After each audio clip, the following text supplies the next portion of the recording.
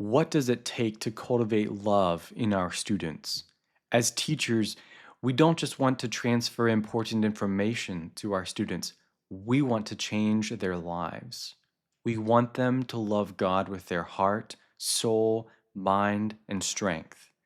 In Stephen's words, stories are one of the most powerful tools available to us as teachers for shaping loves.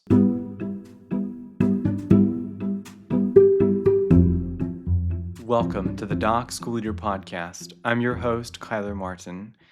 We're here to sustain the vision and support the work of faithful, courageous school leaders. We're dedicated to renewal and growth. Transformative schools need effective leadership, and effective leaders are formed through patient training.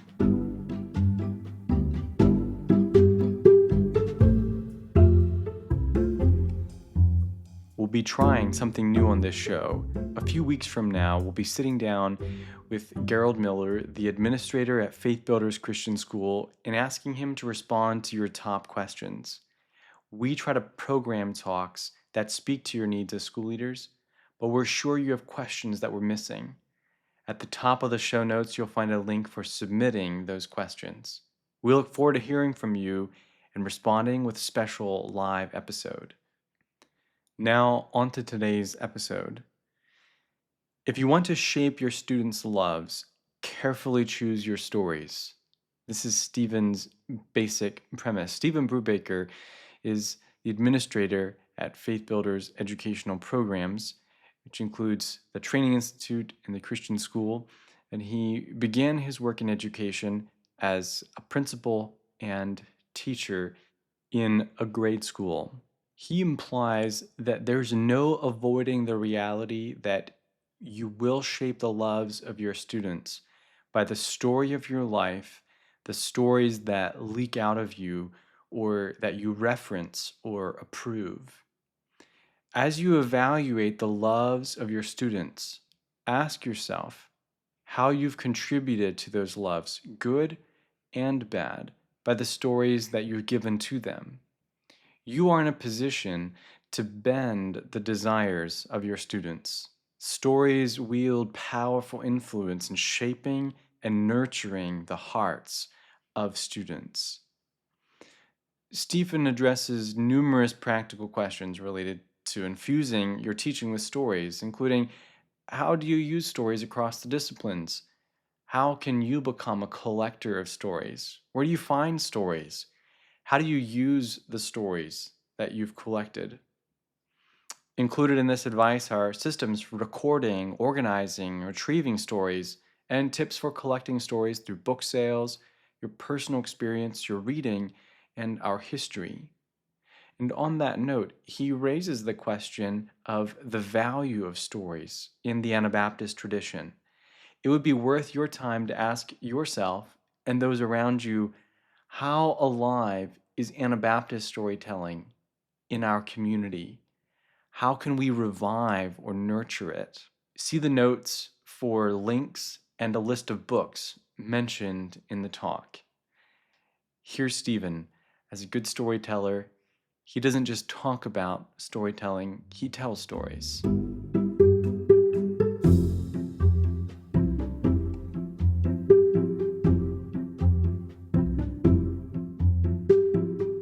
number of years ago, our family had the chance to visit there. Now, St. Paul's was built in the late 1600s, and it's in the shape of a cross. And where the two pieces of the cross come together, large area, and there's this huge dome over that. It was built by or designed by Sir Christopher Wren, who's known for those kind of domes, same kind of dome that you'd find on the United States Capitol. It's a huge dome.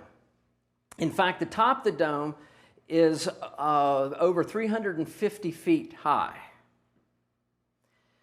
Now, if you go to St. Paul's, one of the things you can do is you can climb up there. First of all, in your climb, you go up about 270 some steps. Takes you up 100 feet, and you're just at the base of that dome. Now remember, that dome was covering kind of the main sanctuary area of the church.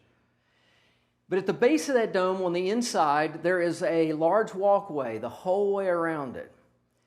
And it has that characteristic of some domes that are designed a certain way that's called a whispering gallery, which means that you can be on one side and someone else can be on the other side and someone else can be halfway in between, and you just talk to the wall and you can be heard the whole way around there, even though it's the width, the diameter of that dome is more than 3 times the width of this room here.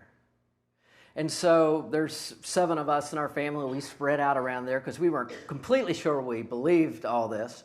Spread out around, and there was a lot of people there, but we all turned to the wall, and I began to speak into it, and sure enough, we could hear.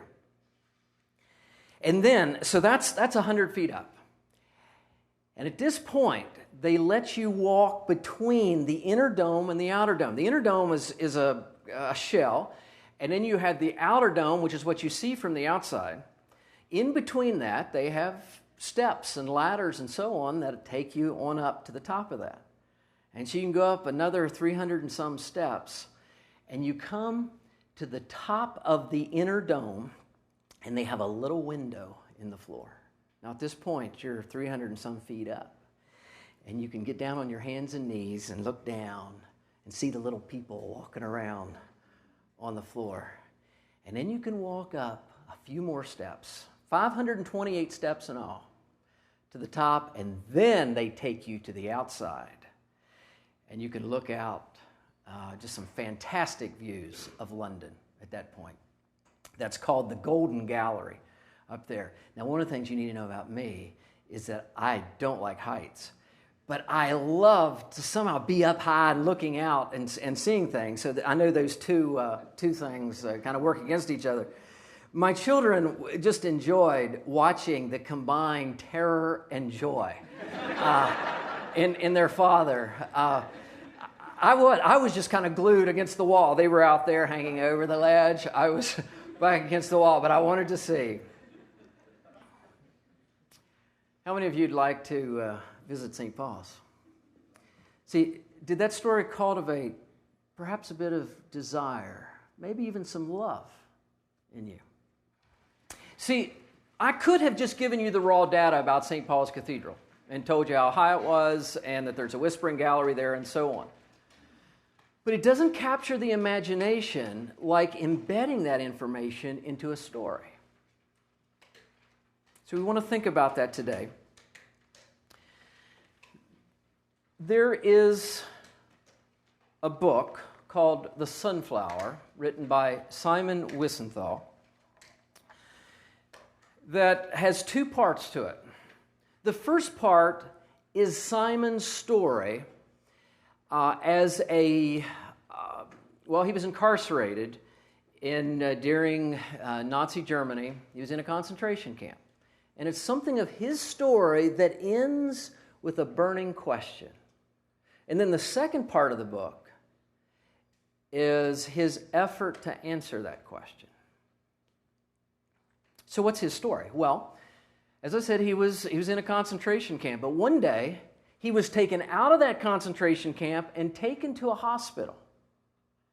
He had no idea what was going on, but he was taken to this hospital and into the room of a Nazi guard who was dying. And this Nazi guard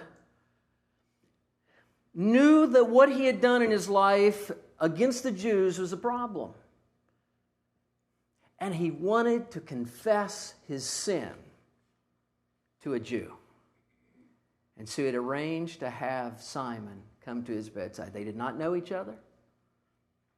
And so he begged Simon, "Please, can you forgive me?" And Simon in that moment was wrestling with issues of justice and mercy. Do I talk or do I remain silent?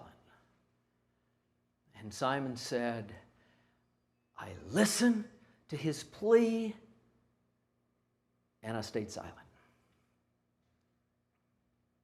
He left the hospital room, but that moment was riveted in his mind. And he wondered and he wondered and he wondered, did I do the right thing? Did I make the right decision? And so years later, he sends out a letter to religious, civil leaders and asks them, did I make a mistake? Or was it right for me to remain silent? So the rest of the book are the answers from 53 leaders to that question. Of those 53, there's one that has stuck in my mind over the years. It was the response of Abraham Heschel, a Jewish leader, rabbi, teacher. What did Heschel say? Heschel told a story. His response was a story. And this was the story. He said the rabbi of Brisk was beloved by his people, but he had been on a long journey. But it was finally time for him to return to the town of Brisk, and he was coming back on a train. The rabbi walked into the train compartment, and there was a group of salesmen there, businessmen, and they were playing a game of cards, and the rabbi quietly took his seat and soon was immersed in his reading and his studies. But there was something about his presence and about his aloofness that bothered these men. And so they started saying, "Hey, you, come, join our game, play with us." And the rabbi politely refused. They continued to beg, and finally said, "Sir, look, if you're not going to be civil and join us in our game, you really don't belong here in this compartment." He didn't respond, just continued to read. Finally, one of the salesmen had enough, and he stood up and he grabbed the rabbi and he pushed him out of the compartment. Well, with time, they arrived at Brisk. The rabbi gets off, and his people are there waiting for him, and they're cheering and they're giving him hugs. They're so delighted to have the rabbi return. This also was the destination for the salesman. He got off and he sees this, and he grabs a passerby and says, Who is that man? Oh, they said, "You don't know. That's the rabbi, our beloved rabbi." And the salesman was smitten by what he had done. And so when the rabbi was free for a moment, he came up to him and he said, "Sir," he said, "I had no idea who you were. Please, can you forgive me for the way I treated you on the train?" And the rabbi looked at him and he said, "No, I'm sorry. I can't forgive you." Well, this tore the salesman up, and he couldn't sleep that night. And so the next day, he arranged to go to the home of the rabbi. And he came in and he said, "Sir," he said, "I'm not a wealthy man, but I'll take all the money in my bank account, and I'll give it to charity in your name. If you'll please just forgive me." And the rabbi said, "No." And he was dismissed. The salesman said, "Well, what can I do?" And he decided to go to the synagogue and talk to some of the people there about what was going on. And so he was telling them the story, and they said, "Well, that's not our rabbi. Our rabbi is so forgiving. He's so graceful. We don't understand." And the rabbi's son was there, and he said, "I know my dad." He said, I can't believe that he wouldn't forgive you. But it's not appropriate for a Jewish son to challenge his father. So he had to delicately address the question with his dad. And they're talking, and he says, "Dad, doesn't Jewish law require us to forgive someone who asks 2-3 times? Doesn't it require us to forgive?" His dad said, "That's right, son, it does." He said, "Well, Dad," and he mentions the salesman's name. "Well, why didn't you forgive him?" And his dad, the beloved rabbi of Brisk, said, "Son, I can't forgive him because he didn't sin against me. He sinned against a no-name Jew in a train car. Let him go ask him for forgiveness." Now, I tell that story not because I necessarily agree or disagree with the position. I offer that to illustrate how powerful the story was in answering the question. It would be hard to refute that story merely in just giving some rational arguments. Something about, you see, out of all 53 responses, that's the one that I remember. Power of story. Well, Heschel was following the example of another Jewish rabbi, Jesus. Jesus used stories in many ways, many occasions, and I just want to quickly list a few. He used stories to explain difficult ideas in the parable of the laborers. He used stories to correct false and deeply rooted prejudice. And the story of the Good Samaritan, which we're going to look at in just a moment, is a great example of that. That's not the primary purpose of that story, but it clearly was one of the reasons that he used the story. Jesus used stories to keep opponents from understanding while illuminating the understanding of the people who genuinely wanted to follow him.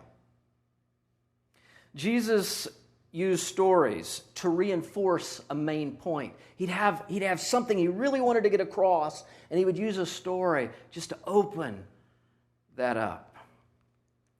He used stories to get past the barriers of argument. There were times in which if he would have just given a straightforward answer, it would have just opened up into a big argument.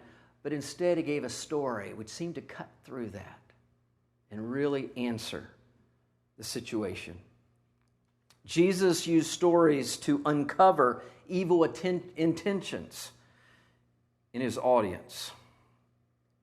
Let's take a look at one of those stories. And behold, a lawyer stood up to put him to the test, saying, now you may recognize that in this story, we have the Shema again. Love the Lord your God with all your heart, soul, mind, and strength. But this is a different occasion. How do we know? Remember the occasion we talked about on Tuesday? We had a seeker, a person who really wanted to know. And in that case, it was Jesus that quoted the Shema to him. In this case, Jesus gets the man to quote the Shema back to him. He says, teacher, what shall I do to inherit eternal life? Notice the question is different here. In the earlier time, it was, what's the most important thing to do in life? In this case, the person is saying, how do I get to live forever? It's a different question. Jesus says, and notice that in this case, instead of answering, Jesus asks a question back. Jesus says, what is written in the law? How do you read it? And he answered, you shall love the Lord your God with all your heart, soul, strength, mind, and your neighbor as yourself. And Jesus said to him, good answer. Do it. But he, desiring to justify himself, said to Jesus, and who is my neighbor? Now, classic example here of where Jesus could have given a straightforward example, could have defined neighbor, could have said something like, your neighbor is anyone who's in need. But what does he do? A man was going down from Jerusalem to Jericho, and he fell among robbers who stripped him and beat him and departed, leaving him half dead. Now, by chance, a priest was going down that road, and when he saw him, he passed by on the other side. So likewise a Levite, when he came to the place and saw him, he passed by on the other side. But a Samaritan, as he journeyed, came to where he was, and when he saw him, he had compassion, went to him, bound up his wounds, pouring on oil and wine. Then he set him on his own animal and brought him to an inn and took care of him. And the next day took out 2 denarii and gave them to the innkeeper, saying, take care of him, and whatever more you spend, I'll repay when I come back. We've heard this story, and we've heard this story, and we've heard this story. Imagine how powerful it would be if it was for the first time. See, it's a brilliant story that cuts right to the heart of the issue. And then Jesus asks another question. Which of these three do you think proved to be a neighbor to the man who fell among the robbers? Notice the shift in the question. The question was, who is my neighbor? And Jesus is now saying, are you a neighbor? Are you the kind of person that's a neighbor? The story gave context to just really cut through the issue. The man said, the one who showed him mercy, Jesus said, go, do the same. Stories. Stories are one of the most powerful tools available to us as teachers for shaping loves. You want to shape loves? Carefully choose your stories that you tell and you retell and you permeate your classroom with. If you have students whose loves trouble you, stories can be a gentle, compelling way to redirect those loves. Second, the Anabaptist tradition values story for passing on beliefs and values. We are part of a tradition that is convinced that story is a good way to communicate our beliefs and values. In fact, it's why the Martyr's Mirror was written. It was a collection of stories to try to communicate beliefs and values. It's why it was reprinted in colonial America, because the church was beginning to feel like our beliefs and values were being lost, and we needed some stories to tell again. But it's a tradition that maybe we're losing somewhat. And I would encourage us to pick up this tradition. Third, good stories. Good stories should permeate our teaching. We can use stories across the disciplines, not just in history class, not just in literature. There's place for stories in math and science and all the disciplines. I'm not planning to give you a lot of theory here in this session. Really, what I'd like to do is just kind of give maybe some ideas about additional ways to incorporate story. Or maybe even more than that, just to inspire us to be collectors and users of stories. That's what this session is about. And part of this vision is to avoid twaddle. Twaddle is a word that Charlotte Mason gave us, a British educator of the 1800s. She recognized that not all books are created equal, that some are classics, some you just have to tell, you have to read. We need to be looking for those. So we glean for the classics. Glean is a word that means to collect gradually, bit by bit. And that's what it's going to take for us to be capable users of story. I like this quote from C.S. Lewis. He said, "It is certainly my opinion that a book worth reading only in childhood is not worth reading even then."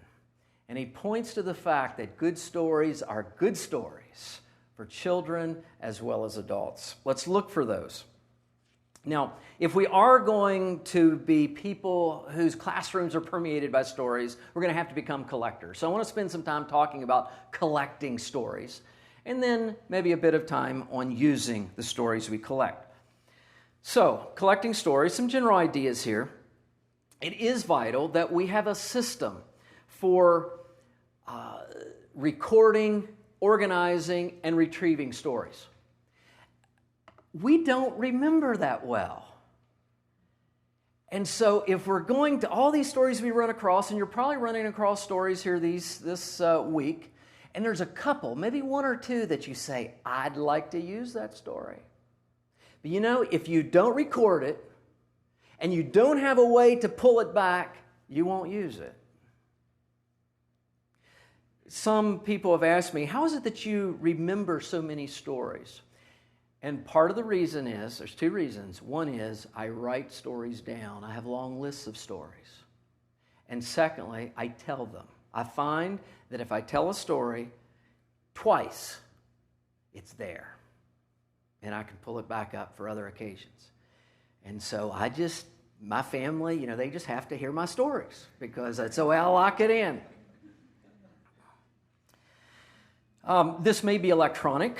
That's what I tend to use now. I use Paperport to scan stories in. I also, if it's a story that I need to type in or something like that, I have a document and a database system that I use for that. But I'm not here to tell you how to do it. I'm just saying you need to do it. You need to find a way that fits you for having stories, being able to find the ones that can be useful in any given time. It may also be paper-based, and that's perfectly fine as well. A filing system, even just a shelf where here are the stories that I use in my classroom. Here are the books that I use. A few ideas about acquiring books and stories.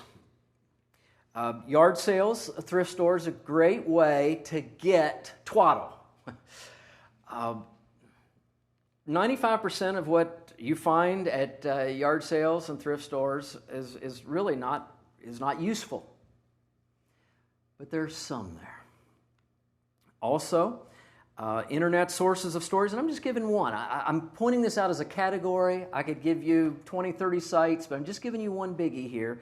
Onlinebooks.library.upenn.edu has over 1 million books available that you can just pull up right there. All of these are out of copyright, so they're old, something beyond 70, 80, 100 years. But still, there's some really good stuff that you can pull from there. Used book sales. The booksalefinder.com lists book sales all over the United States. And this, I find that book sales really are a much better way to get some worthwhile books than thrift stores or yard sales even. Here's what you want to do. If you've never been to a used book sale, 2 pieces of advice. Number 1, be sure you get there 15 minutes before it opens. A used book sale, within the first 30 minutes, anything of real value goes. So you have to be there when it opens. Second thing I would say is in that 15 minutes, you want to redeem the time, go up.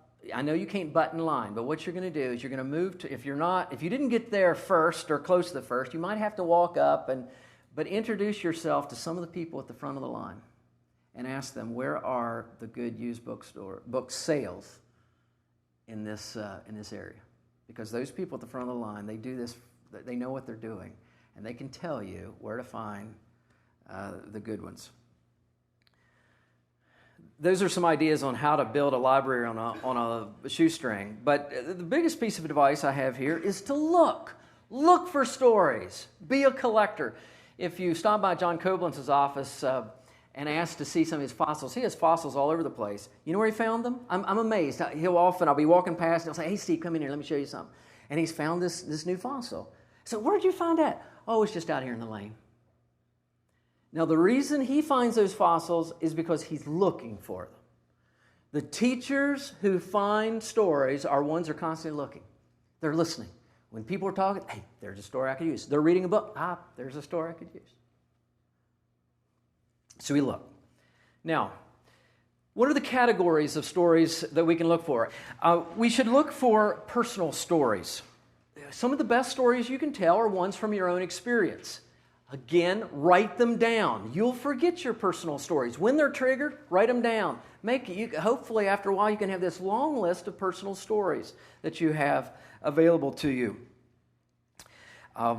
When I wrote that, one popped in my mind from my own life, and that was I was really into science as a 4th grader. I had a teacher that grew my love for science. Her name was Ms. Walker, and anyway, I really got into science fair. And one of the awards that I received for a science fair project I did was a 2-day tour of the Savannah River site. Now, that's a really huge government facility.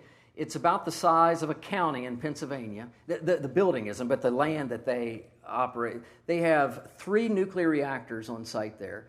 The main point of that facility is to produce tritium for hydrogen bombs. Now, you see, you have to understand, my heroes were scientists. And here I was, this farm boy, getting a chance to go and hang out for 2 days with real scientists. This was so exciting for me. And it was 7th grade when it happened. My dad takes me, drives me over, it's about an hour drive, drops me off, and the man who's going to take me around and give me a tour for these 2 days is Regan Voigt, the head mechanical engineer there at Savannah River site. And at lunchtime, we were talking. And Regan Voigt says, after we had talked about a variety of things, he says, Steve, he says, what does your dad do? I wasn't sure I wanted to tell him. He said, Dad's a farmer. He says, really? He's a farmer? I said, yeah. He said, you know what? He said, if I could do anything with my life, it would be to farm. But he said, I don't know nearly enough to be a farmer. He said, to be a farmer, you have to be a chemist, and you have to be an entomologist, and you have to be a soil agronomist. And he went down through this long list of things that I didn't know what he was talking about. I ended up rather proud of my father. Personal stories. Along with that, family stories. Ask your parents, your grandparents, what are those defining stories for us as a family? Those make great material for classrooms. Dig through written records of your family. You might be surprising what you'll find. There's not many people interested in the written records, but do it sometime. There's stories often embedded there. We have this really big, thick listing of heat walls, and that's what my mom is, a heat wall. And it's just full of names. And occasionally I'd look at those. One day I discovered that at the front, there was about 10 pages of text. Now I decided to read it. And I found out that my 7th great-grandmother, his name was Magdalena Whalen, 7th great-grandmother grew up in Lancaster, Pennsylvania, but her family moved to Wilkes-Barre back in the mid-1700s.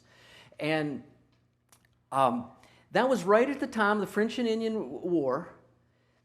Her family, you may have heard of the Wyoming Massacre.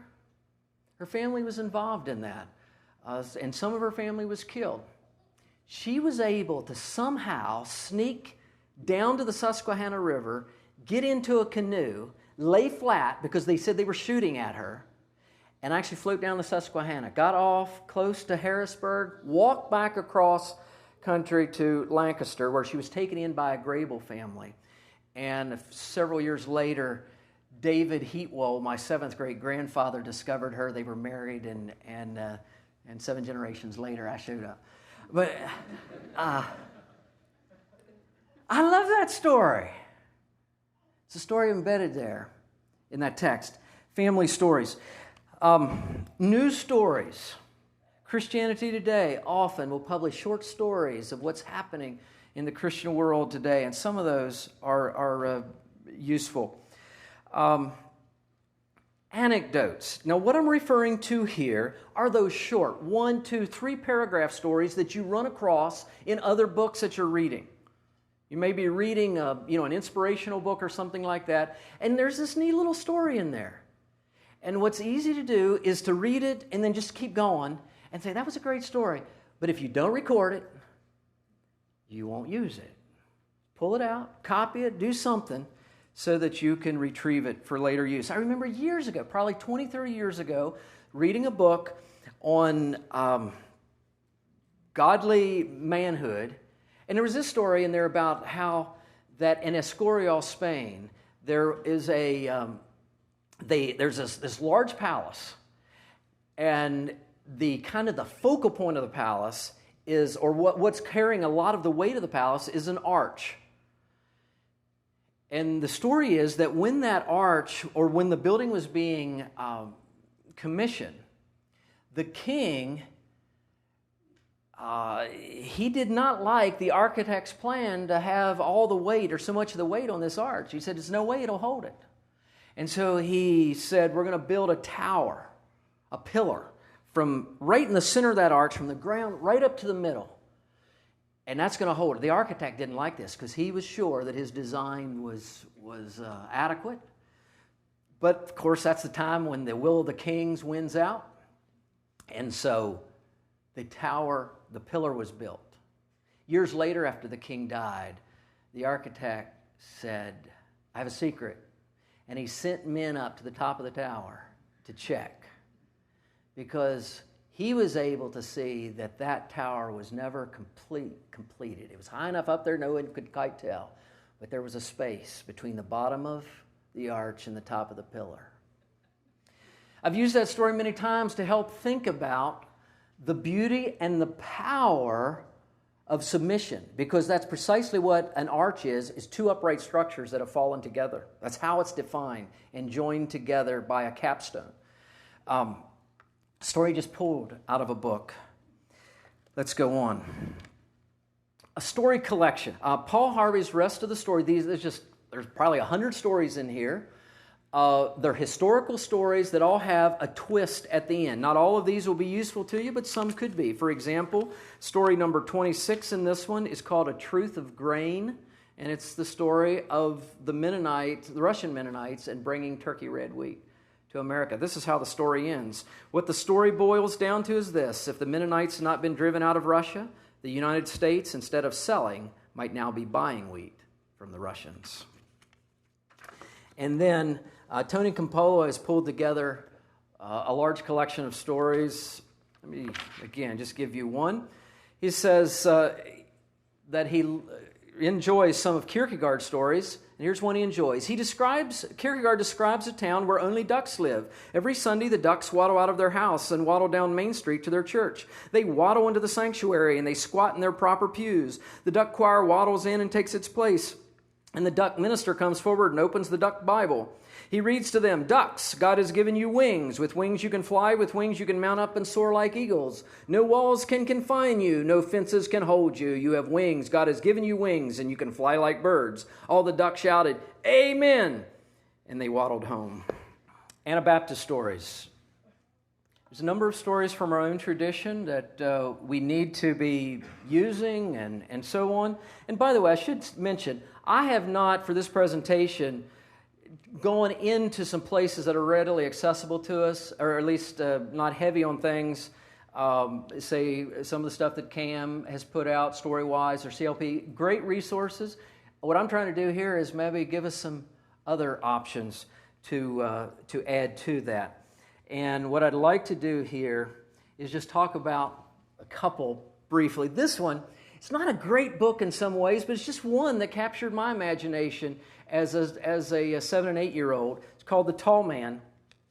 And these are an example of some of the pictures in it. My favorite picture was this one. I would sit and look at that and contemplate that. I'll give you the text. "The soldiers took John Nays to a dungeon. They hung him with a heavy cord by his left thumb and his great right toe. The soldiers wanted John Nays to say, 'I will be a soldier and personal bodyguard for the King of Prussia.' But John Nays said, 'No, I will not be a soldier and personal bodyguard for the King of Prussia.' And the soldiers of the King of Prussia dragged John Nays to the king. The soldiers told the king, 'John Nays says he will not be a soldier and bodyguard for the King of Prussia.' The King of Prussia asked John Nays, a very tall man, 'Why will you not be a soldier and personal bodyguard?' And John Nays said, 'I cannot. Years ago I became a preacher, a soldier for God and Jesus, my King and my Lord.' 'It is good,' said the King of Prussia, giving John Nays a gold coin. 'Go and serve your king.'" I understand that is a true story, and that some family still has that gold coin from the King of Prussia. Another one from our own traditions is from the Brethren tradition, Two Brothers, One Mission. Another book, Chariots in the Smoke. The first 5, 6, 7 chapters are set in the 1500s, the time of the Radical Reformation. It's a well-told story of that time period. It then also traces, it is a novel, by the way, but historically accurate, and it traces a Mennonite family through the 500 years. Let's go on. So there's Anabaptist stories. While I'm here, let me also say this. Coals of Fire, I think, is a book that's underused in our circle. Some great, great stories in here. And along the same line, they loved their enemies. Not all of these are usable, but also some similar kinds of stories to Coals of Fire. I really like Sharon's book on Annie Funk. You know, you sometimes just run across these delightful stories.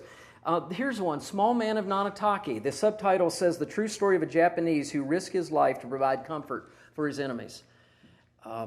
This is not a book that you would read probably to your students. It's a little advice. It's not told the best, but you could take this, read it yourself, condense it into a 10-minute story that could be very powerfully used in your classroom. So biographies, and I have to mention this one, Blood Brothers, Elias Shakur, biography of a priest, grew up in Palestine during the whole time of Israel becoming a nation.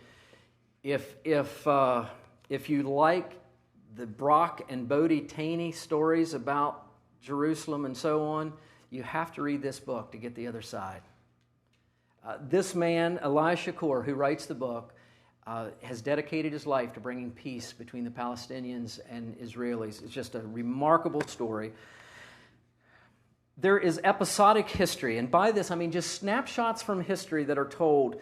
And let me give, here's one that I ran across some time ago. It's called The Brigade. This is another book you probably would not read to your students.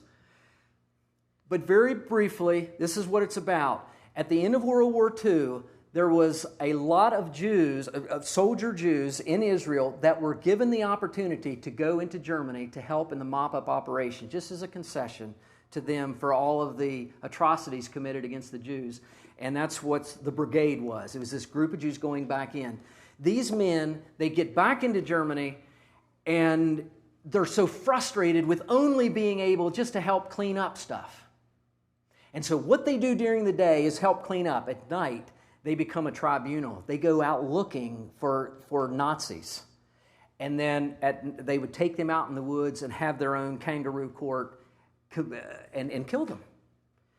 And with time, these men began to realize that they were becoming just like the people that they were killing.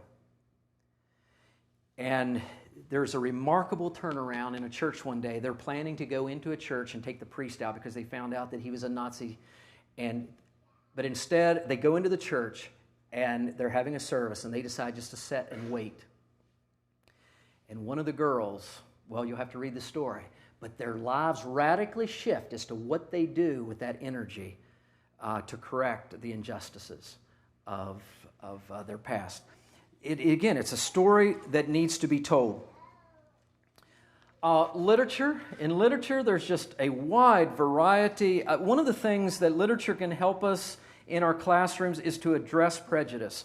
And so I've listed several here. Witch of Blackbird Pond would have to do with prejudice against some religious groups, like the Quakers. Dragon's Gate, prejudice against Chinese. 20 and 10, Jewish prejudice. To Kill a Mockingbird would be prejudice against blacks. I see Les Miserables on the list here as well. That's Melvin Layman's favorite novel. He likes to tell that story. There are mission stories, and one that a lot of people are not familiar with is God Spoke Tibetan. If you don't have it, get it. This is a good one to read to students. Children's books. I'm convinced that older teachers don't use children's books enough. There are some wonderful, I know a good friend of mine is a high school history teacher, and he uses a fair amount of books like this to teach high school student's history. And so Henry's Freedom Box, let's just at least touch into it a little bit. Henry Brown wasn't sure how old he was. Henry was a slave, and slaves weren't allowed to know their birthdays. Henry and his brothers and sisters worked in the big house where the master lived. Henry's master had been good to Henry and his family, but Henry's mother knew things could change. Do you see those leaves blowing in the wind? They're torn from the trees like slave children are torn from their families. Just very well written. One morning, the master called for Henry and his mother. They climbed the wide staircase. The master lay in bed with only his head above the quilt. He was very ill. He beckoned them to come closer. Some slaves were freed by their owners. Henry's heart beat fast. Maybe his master would set him free. But the master said, "You're a good worker, Henry. I'm giving you to my son. You must obey him and never tell a lie." Henry nodded, but he didn't say thank you. That would have been a lie. I'll give you one more picture from the book, and it's later on. True story. A story of Ruby Bridges should also be used in our American history classes to talk about civil rights, and I wish we could take the time to enjoy that story together. Faith the Cow, another children's story that tells the beginning of Heifer Project. In fact, maybe that's where we're going to have to end today, and we'll just dip into this a little bit. This is a story of faith. Faith was a young Guernsey cow, a heifer. Faith was a special Guernsey heifer. She had a job to do. Faith was a heifer with a mission. Dan West loved peace. Dan West hated war. Dan West was ordered to serve in the army, but when he was told the officer he wouldn't carry a gun and he couldn't kill, the army sent Dan West home. Dan West knew there was a better way to settle disagreements, and the rest of the book is the creative way that Dan West decided to help people all over the world.